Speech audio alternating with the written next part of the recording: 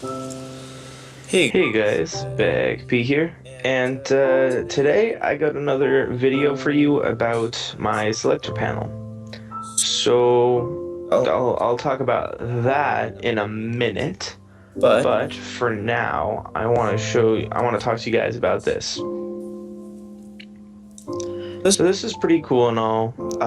This was the selector panel we talked about and worked a little bit on last time, and I kind of talked to you guys about how it works. Like, I can select that, then I can select that, and I can toggle this one on or off, and I can have multiple selected at the same time. And I hit this button to enter it.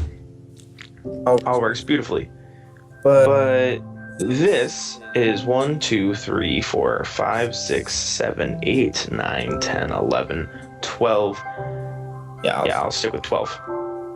12 blocks long. we have, We have essentially 6 options, and and we can enter 6 different numbers into it.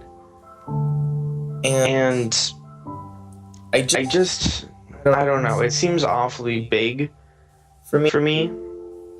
So my next, I decided I wanted something a little different. and And I decided I wanted both of those functions, both the diamond and the gold, with one button. so So this was kind of difficult to do. I don't know if this works or not. Um, no, no, it doesn't. This is flipped. This has it so that this is the select, like the gold, and this is the diamond, and I wanted this to be the gold and this to be the diamond. I got it to work over there.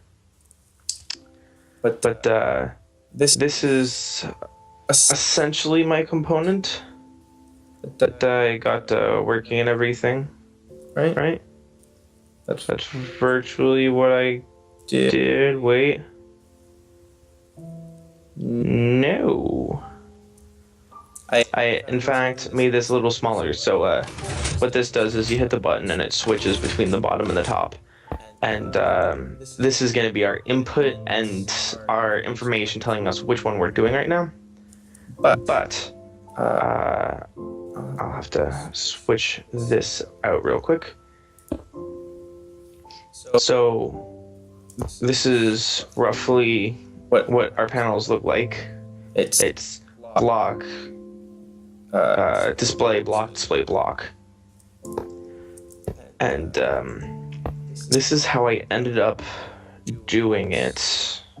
So I have a repeater coming out of the back of a button, going into a monostable circuit, which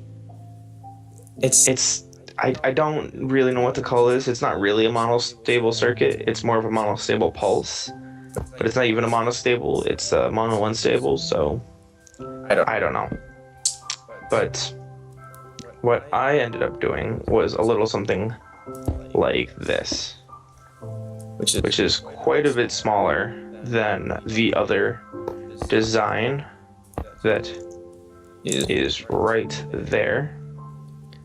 Let me just finish hooking it up real quick. And it may look really simple and obvious to do these designs to you guys, but it takes a long time to figure it out for yourself for the first time. Sorry about that. My phone just went off, and yeah, that seems a little too unprofessional for me. But yeah, what I was saying, so these both do the same thing. It toggles off in the same amount of time, and it toggles between up and down. It just does it in a little bit different of a way. This one's 2 blocks shorter, and this is what I ended up using my final thing. And not only does this just display toggling between the two of them, also I power these through the blocks on the opposite sides, and I pull the signal out from this block. So it's a nice little, it fits very tightly. But over here, what I was doing was I was sending a single pulse into this, so this would drop and go up here. And then when it was up, these two would retract, so this one would turn on, and this one would turn off. And when it was down, they would both extend. that one would turn on, this one would turn off. But But what I ended up doing was was, instead of making it so this is what toggled and then powering these two, I just made it so both of these toggled. It's the same concept that I used for my 3x3 door, the 3x3 etho door, or creeper door, whatever you want to call it, where you turn everything into a T flip-flop, essentially, even though it's not a T flip-flop. So yeah, it's really fast, it's really simple, and yeah, this one has one extra tick of delay because I can't have a block underneath this one because it'll extend the piston, and I can't have this one down because if I have it like that, it'll push the block back up. But it doesn't matter because it takes some amount of time for the signal to get there. But it'll get there before the button unpowers, and that's all that matters. And I ran into a problem with that later on. But yeah, so this was my preliminary design for a single circuit. And that may seem kind of confusing, but really all it is the diamond one on the bottom. No, diamond one on top, gold one on the bottom. But I completely forgot about the reset mechanism on the diamond one, so that's why the diamond one has to be on the bottom. That's more playing around. So this was my first design that I got to work. There's a couple problems with it, but if you pause the video, you can see how everything's done.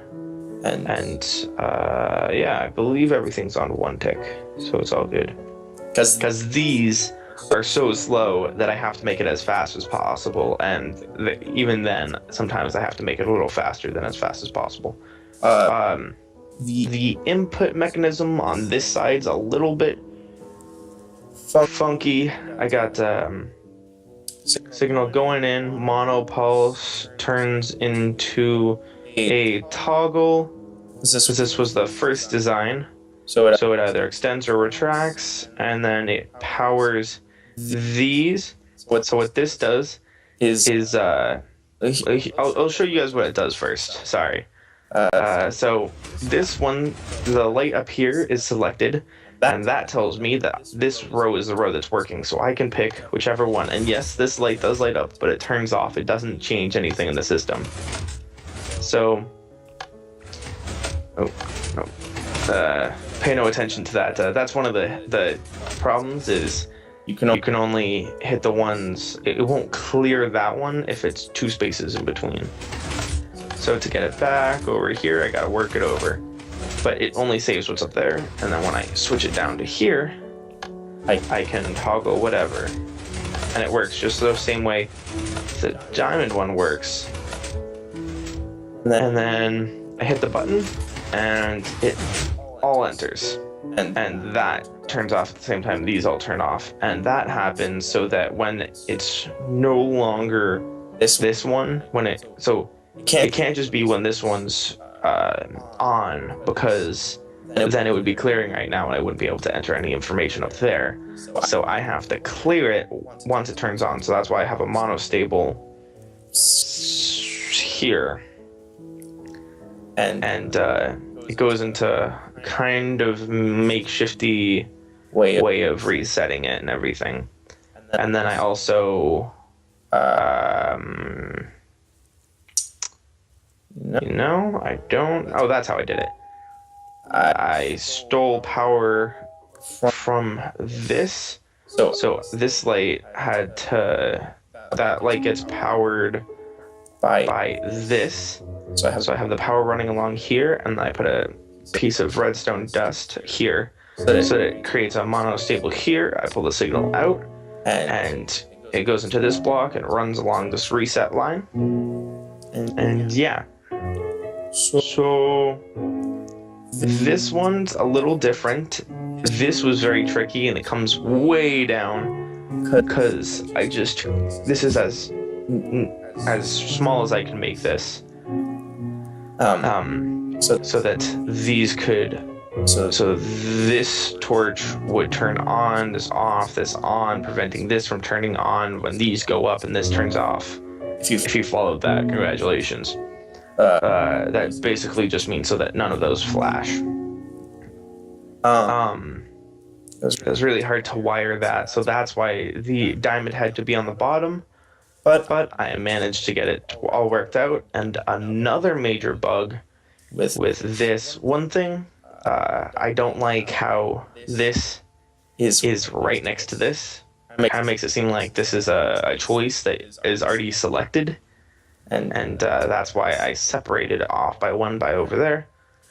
Also, I don't want this to be part of the machine. I want this to only be a cover. Like over here, I can knock that off. That is not part of the machine. That's just purely for decorations purposes.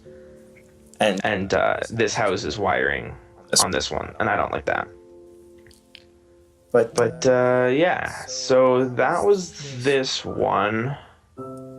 I also, the way I make it so that when this is on, it'll only do those, and when this is on, it'll only do those, is with these two wires. This wire keeps all these extended, and these will detract when it gets power, inverting everything. And that's how it does it. So when this is all powered, it's powering these and not those. And then the torch switches, so these all get powered, so these all come up. These all stay up. And then these all can retract. And that's how I did that. There's not too much else to it. Like I said, just the tough part was getting everything oriented nicely and all the timings worked out, but the timing all worked out anyway. So if you want to build this is where you stop the video. Now my next design, this is a lot bigger. It's about twice as deep, and there's a good reason for that. This gap right here allowed me to take all the stuff that was on this side, bring it over here, but I actually figured it out so I don't have to do that. Sorry if I bumped the mic. I also apologize if my frame rate drops a little bit. There is a lot of stuff going on. So this is the side view. Everything's on one tick, except for over here. There's that's on 4. Other than that, everything else is on one tick. So yeah, this is a monstrosity. I can't even explain. On this one, you can't. I don't know if I said it, but you can't pull information out of it. Sure, the display works and everything. This light turns on. There's no way to get that information out of this machine. You can do it like doing that, and then going across like this, and going like that. That's how you get the signal out of the top one if you want to make your machine look ugly. I personally don't, but there's no way to get it out of the bottom. There's zero way because of this reset line. Unless of course you did that. If you did that, hold on, let's see if it'll work. I actually haven't tried it. Will it work? Nope. There? Nope. You physically can't do it. So that's good to know. You physically can't pull anything out of this. Can you do that? Nope. Can you do that? Nope. Can you do that? You might be able to do that. Can you pull?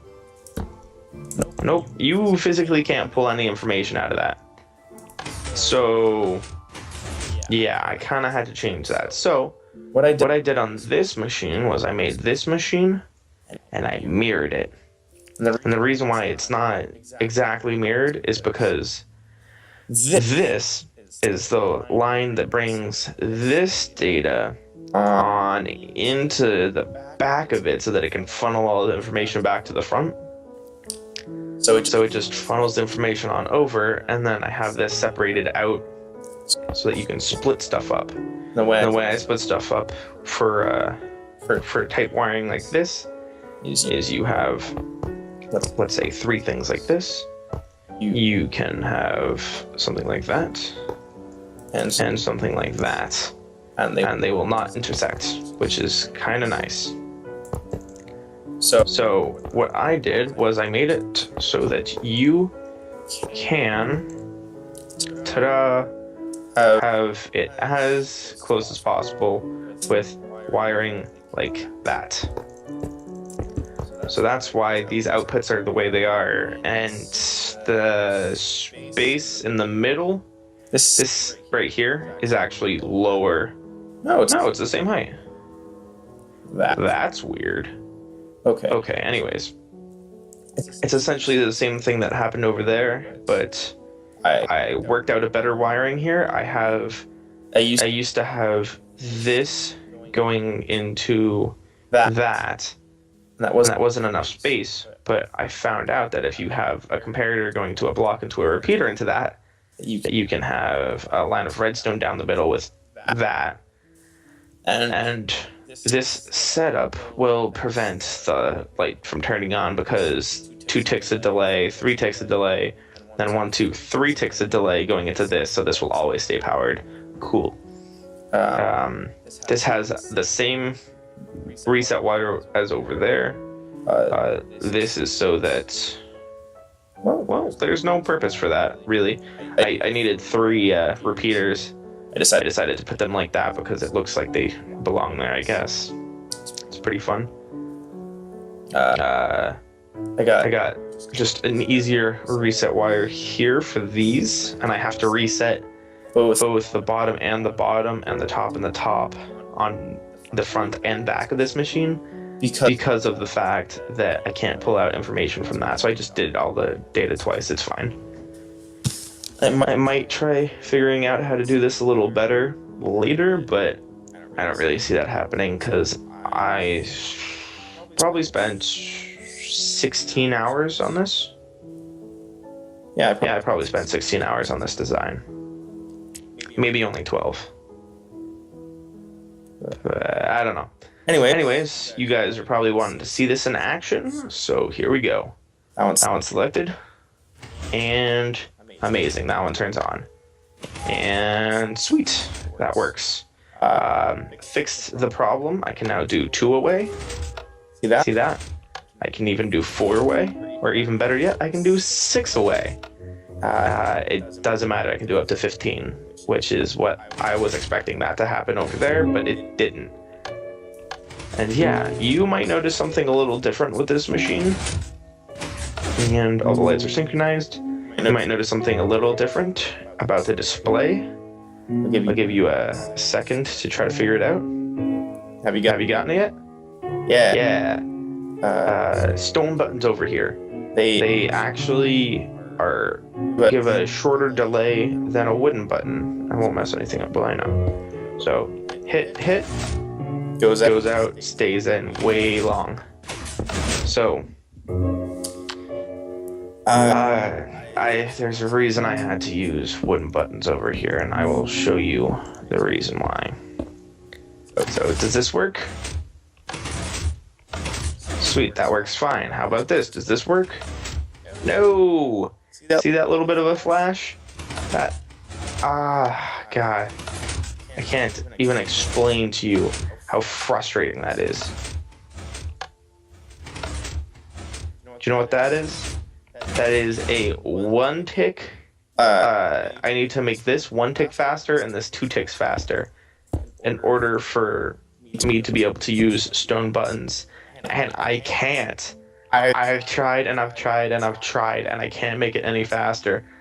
In order for me to do this down here, I had to extend this by 2.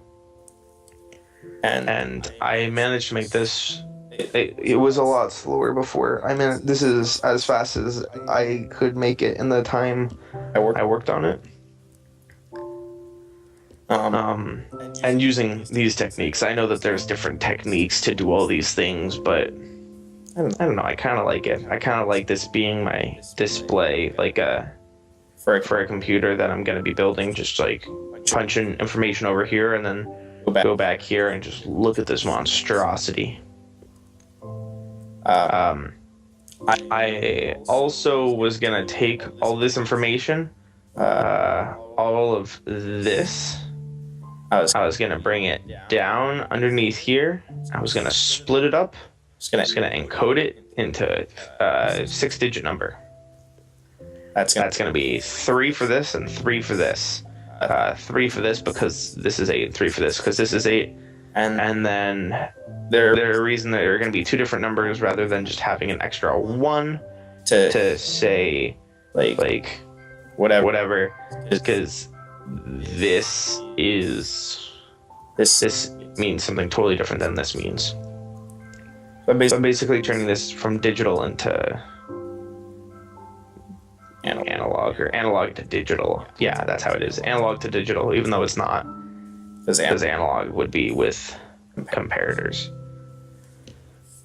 But yeah, so this has been my project. If you guys can take a look at this, try to build it yourself, wrap your head around it. It looks a lot more impressive when you only have one sheet, because when you have a big row, it's all the same. So unless you get really far away, and everything lines up like that looks pretty cool. If I had more than 10 pixels across my screen for that, so. It looks a lot cooler with one sheet, so if you do that, you can actually take a really good look at it. What you'll have to do... No. While I was building it, I had to make a little extension when I was first working on it, because I made this, and then I made the input. I had to do this, because otherwise this would have a straight thing pointing back into this. And that messed it up on the other one, so I was just doing it. But now there's things that'll pull the signal away. Oh, also, important right here. This is a signature Beck Peterson Redstone dealio right here. Really, that's just... I've never seen anybody use tripwire hooks as a redirector, except for me. Because if it was like this, redstone power goes right into this and powers that, which I don't want. So on the same block that I need this, redstone will hook up to that, because that usually gives redstone signal. So it'll actually curl it, and this block's no longer being powered. This won't get affected. So if you see something like that, I don't know. I don't see anybody use those except for me, but I love them, because when I look at that, like if I have a lever, I'll look at it and I'll go, why do I have that? Or if I have a button, I'll be like, what does this button do? When I have a tripwire hook, I know for a fact that that's just to redirect wire. So yeah, I'll get water out of my hand. I've dumped water on this a couple times. Thankfully, it was only 1 row thick, so it just poured over the edges. Still terrifying, though. But yeah, so this is my new and improved design over that. It looks really crazy, and I didn't actually listen to this. Like, you know how you hear that sound with all the pistons going and everything? All those beautiful... annoying noises. I didn't get to hear that, and I'm currently not hearing it because I physically can't because of my setup, but I know you guys can hear it, and I'll hear it later when I'm editing this, thankfully. But I didn't get to hear that until the very end because I had my sound turned off, and oh god, that is such a racket. I have to hold my screen still for this every time. every time I hit a button, because I don't know, you guys probably can't tell because I hold my screen still, but my frames drop from about 50-ish, 55 to about 25 when this when this is going, just because there's so many pistons. There's 1, 2, 3, 4, 5, 6, 7, 8, 9, 10, 11, 12, 13 ish pistons. 5, 10, 13. I see 13, but I'm still gonna tack on the ish just in case there's not. Just so that I'm not wrong. I did say it was around that. If I got it exactly, then yay, I'm super special. But yeah, But yeah, that's that's a lot of pistons, and it's not like they retract once, they go in and out and in again, or they do all sorts of funky things. But I love just watching it. Like, here, I'll hook it up. So this is the noisiest one in the entire group.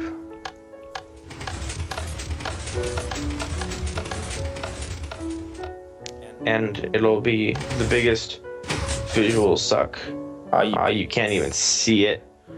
Can you? Like, oh yeah, there you go. This is what it does. Look on the left side of the screen when I hit this button. That's what the pistons are doing. Like, don't ask me how I figured it out. It was a pain.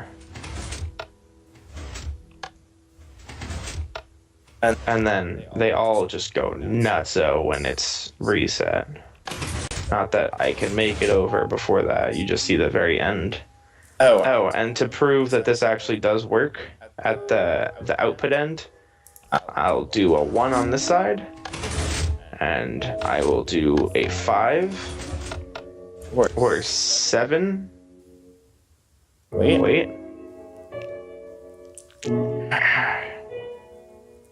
1, 2, 4, 8, 7, 5. Sure. Whatever. Anyways, I'll input that so it's 1, and then the second and third, and then you got 1 and second and third. So this does output properly through the machine, and it does reset properly. Like, hit the button, and it resets properly. I haven't set up the same mechanism as I did over there, so that it'll only output when I hit the button, but that'll just take a redstone line off of something, and some pistons to do basically this, or no, not that, this, where I lock them up. I'm gonna have to do that with them, and yeah, it'll be interesting, but I'll pull it off of something, and it'll take a little bit of timing, because the timing is not quite the same. It doesn't quite shoot out this side as it does that side, because well, it doesn't have to. I mean, the top one's slower, the bottom one might be the same timing, but it doesn't matter, because everything happens before the button gets pulled out, so I can't do anything much more than that. But I hope you guys enjoyed this episode, and I will see you guys in the next